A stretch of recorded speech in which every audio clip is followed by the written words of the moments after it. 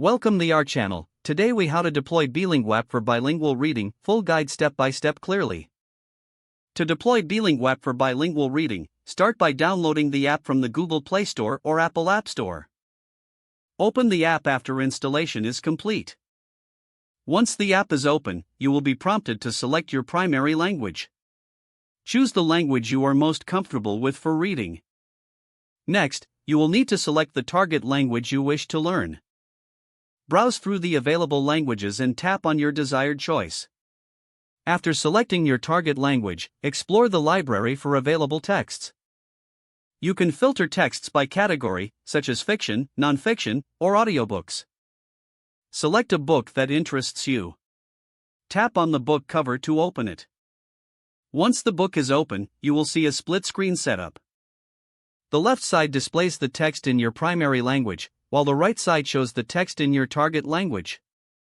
To customize your reading experience, adjust the text size in the settings menu if needed. You can also switch between reading modes, such as scrolling or page turning. To listen to the audio, tap the play button located within the app. This feature allows you to hear the pronunciation of words. As you read, highlight any words or phrases you find challenging. You can save these highlights for later review and practice. Be sure to regularly practice reading and listening to enhance your language skills. Take advantage of the daily reading challenges provided in the app to maintain motivation. Remember to track your progress in the app to see how far you've come. Engage with the community features to share insights and tips with fellow learners. By following these steps, you'll be well on your way to enjoying bilingual reading with Beelinguapp. If the page does not load, refresh the browser or try again in a private or incognito window. Make sure you are using the correct email address, then retype it carefully to avoid small typos. If your password is not accepted, use the reset option and create a new strong password you can remember.